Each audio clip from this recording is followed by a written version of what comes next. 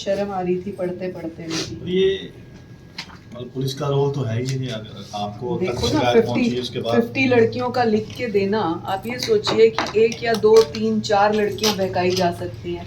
आपने पॉलिटिक्स करनी है, इसने करनी है, इसने करनी है, 4 6 8 लड़कियां, 50 के साथ तो नहीं हो सकता ना पॉलिटिक्स। सर्कमस्टेंशियल एविडेंसेस भी आपके पास है, काला शीशा है और चीजें वो हैं। फोटो है ना हमारे पास, निकाल के दिखाएं। उससे ज्यादा बड़ी बात है कि उसमें एक टीचर इन्वॉल्व है, महिला टीचर। ये बच्चियों ने बताया कि एक मैम है जो हमें सामने रहती थी। ये देखिए काला शीशा, ये हटाया, इसकी एक फोटो भी हमने ली थी, वीडियो। हाँ जी। और हमने उसका बयान भी लिया है। वो जो जिस मिस्त्री ने विजय लक्ष्मी डीईओ कल नहीं पहुंची, हमने दोबारा उनको सम्मन करने की बात सोची है।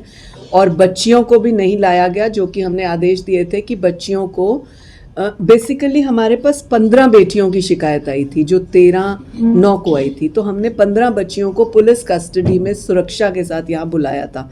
बाद में हमें पता चला, हमारे पास पूरी फाइल है, मैं आपको दिखाना चाहूँगी ये फाइल। ये 60 बेटियों के बयान हैं, 1 by 1 नाम आ जाएगा जी।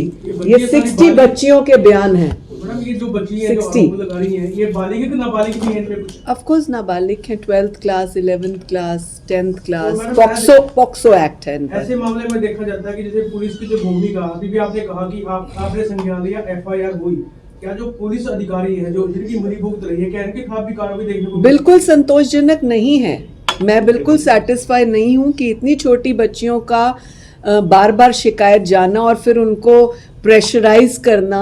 कल किसने प्रेशर किया है, मैं सुमित कुमार से जानना चाहूँगी, SP से, कि कौन कल स्कूल में गया प्रेशराइज करने के लिए, जबकि यहाँ पर आपकी पुलिस बैठी हुई थी, आपका DSP, आपकी सिटिंग DEO यहाँ बैठे हुए थे। पुलिस स्कूल में कौन गया है जिसने प्रेशराइज किया? मैं दाद देती हूँ, शाबाशी देती हूँ उन पेरेंट्स को और उन बच्चियों को जिन्होंने हमें ये बात कही कि हम फिर भी आगे आने को तैयार हैं, हम फिर भी इस मामले को आपको सपोर्ट करेंगे, क्योंकि आने वाली बेटियों का और फ्यूचर का सवाल होगा। तो सुमित कुमार पर ये सवाल उठता है।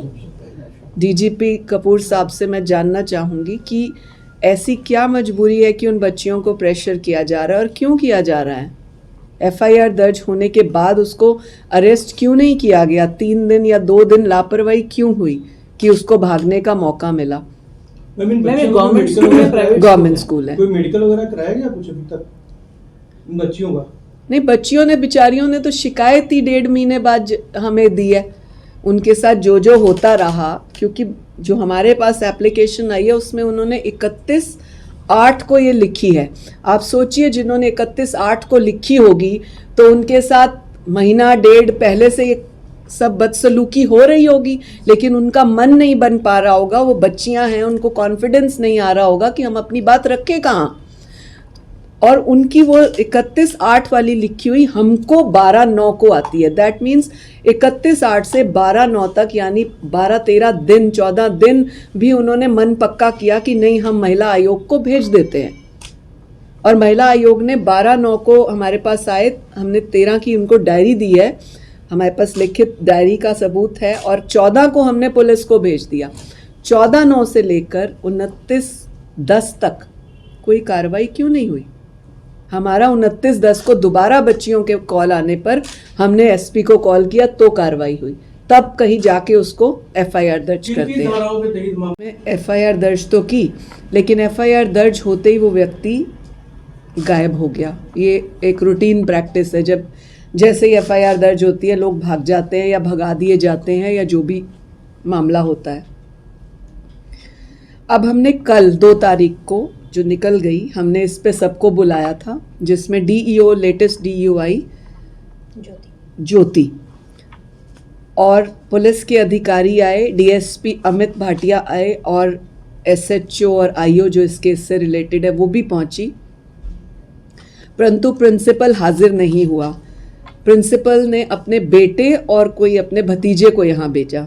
हमने पूरा दिन उनको बिठा के रखा और मौका दिया कि आप बात करके उनको ढूंढ कर लाएं, लेकिन नहीं लाए। आपको मुख्य रूप से ये सारी बातें बताने का, और आज खास तौर से ये बात बताने का मतलब ये था हमारा और मकसद, कि कल रात को हमें फिर से कुछ फ़ोन्स आए हैं जिन्होंने अपना नाम ना बताने के लिए बेटियों ने कहा कि उनको प्रेशर किया जा रहा है 15 लड़कियों को बुलाकर कि तुम्हें क्या फ़ायदा मिलेगा, क्या करोगी, इस शिकायतों को करके चंडीगढ़ आयोग के चक्कर लगाने पड़ेंगे, जो कि और भी ज़्यादा शर्मनाक है।